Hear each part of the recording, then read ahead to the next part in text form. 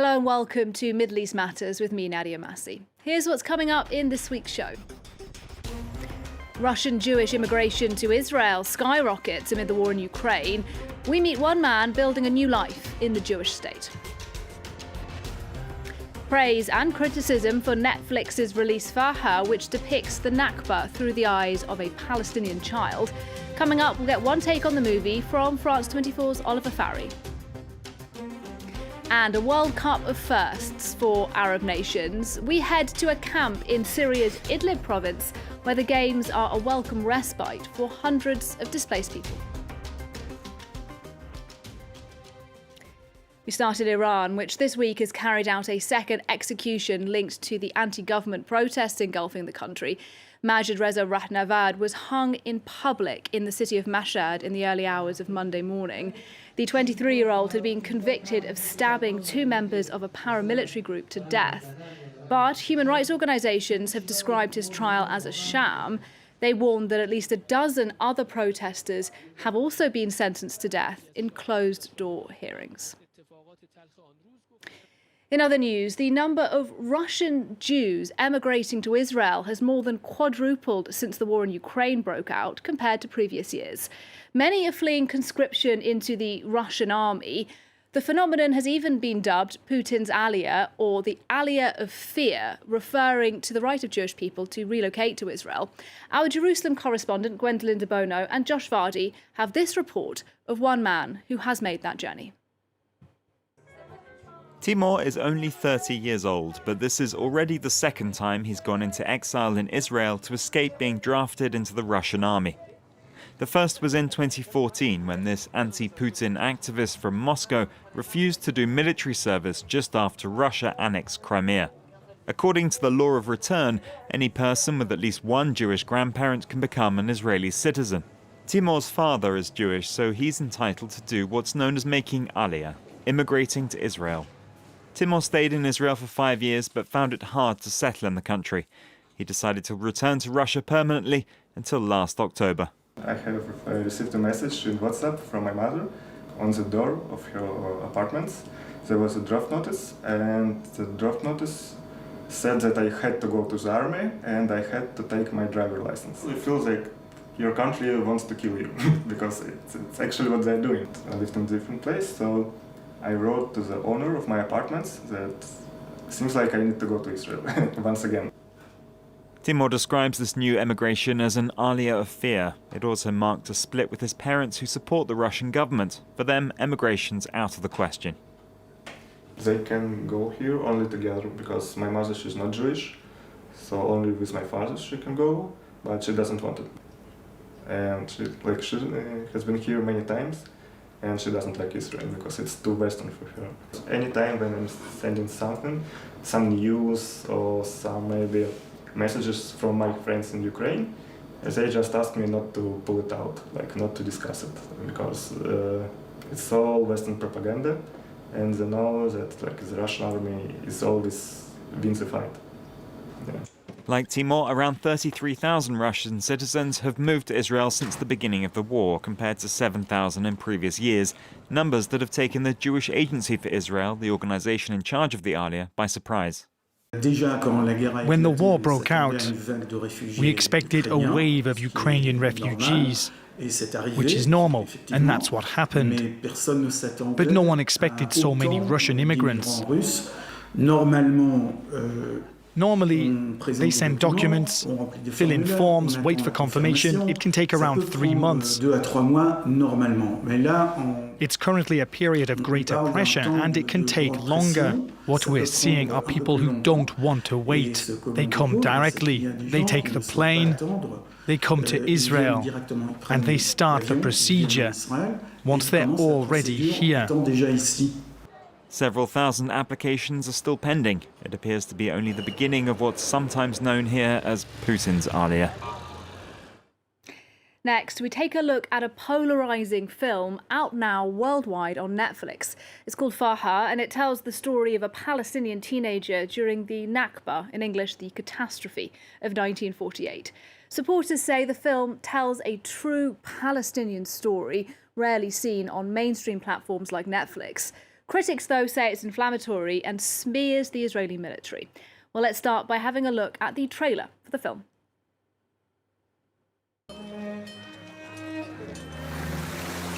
غالي أروح على المدينة، أروح على المدرسة، يصير عندي شنطة، كشاكيل.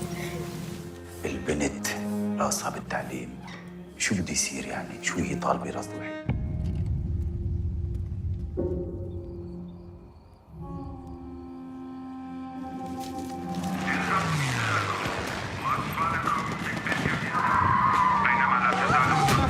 يابا برجع يابا خليك جوا يابا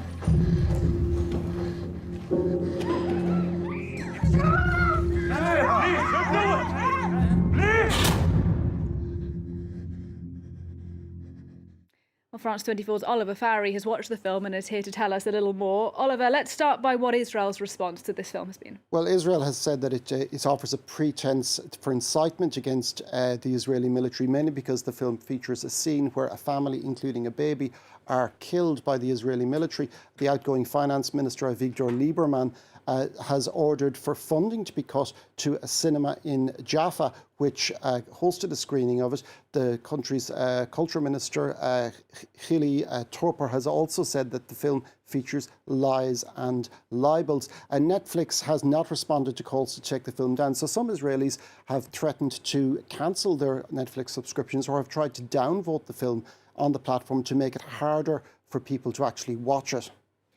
Now, the director of the film, Darin J Sallam, says the film is based on a true story, but that's actually rather hard to verify, isn't it? Yes, she says it's based on the experience of a friend of her mother's who is now currently living in Syria in a refugee camp. Now, she said that she wasn't able to contact that person because of the Syrian civil war, so she made a free adaptation, and she says that she's loyal to the story. Now, this has raised accusations that it's a work of fiction, but the supporters of the films can say that there were many instances of documented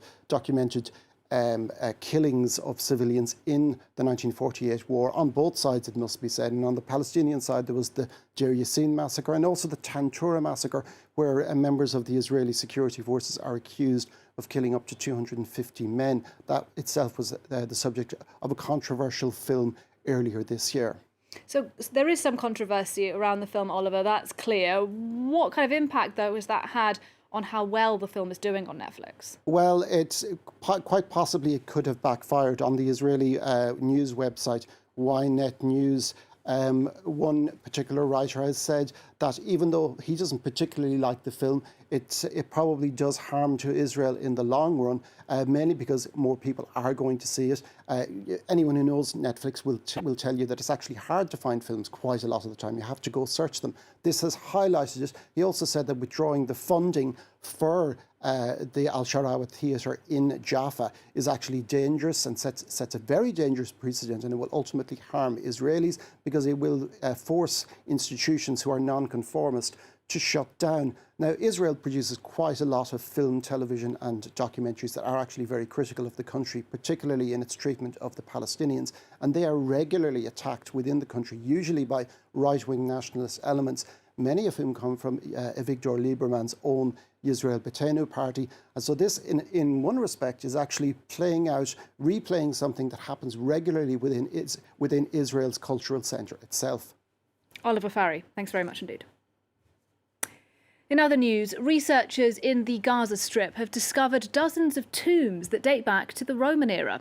Construction workers first stumbled across the remains at the beginning of this year while rebuilding homes destroyed in the 2021 Hamas-Israel war. Well, archaeologists then arrived, and this week they confirmed the existence of 51 tombs at the 2,000-year-old burial site. Now the experts are hoping to find a road linking the cemetery to the ruins of a nearby port. This is the first complete Roman-era cemetery found in Gaza, which proves that there's a Roman road, known since ancient times, which leads to Al-Majdal. Today, we have found the cemetery, and, God willing, we will discover the Roman road, which would be an important scientific discovery. Qatar World Cup wraps up this week, and for Arab fans, it's been a competition of firsts.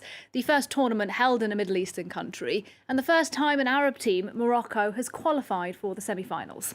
No surprise then that the games are drawing such big crowds, even in Syria's camps, where the matches are screened for free by NGOs. Catherine Viette has the report. Far from the stadiums of Qatar, eager fans gather for the World Cup matches. This camp near the Turkish border is home for those displaced by the war in Syria. The conditions in the Barisha camp are harsh and most inhabitants depend on aid. When the football matches are on, it's a chance to forget about their daily life for a moment. It's our only breather in the camp. It's a bit of a respite. We used to be happy watching World Cup matches in our homes with family and friends. But since we've been forced to live in the camp, we come to this tent, and we still enjoy it. Hundreds gathered in front of the single screen to watch the Morocco-Portugal match. The NGO Malam is behind the initiative, providing the huge tent where the World Cup games are broadcast. The goal behind the initiative is to make people forget about the prolonged war and the horrible displacement they experienced. This is hopefully a breather for them. As fans celebrated Morocco's win, they have the World Cup final to look forward to. Then it's back to daily life, like the tens of thousands of displaced Syrians who live in camps like this. Well, that's it for Middle East Matters. Thanks for watching. The show's back at the same time next week. See you then.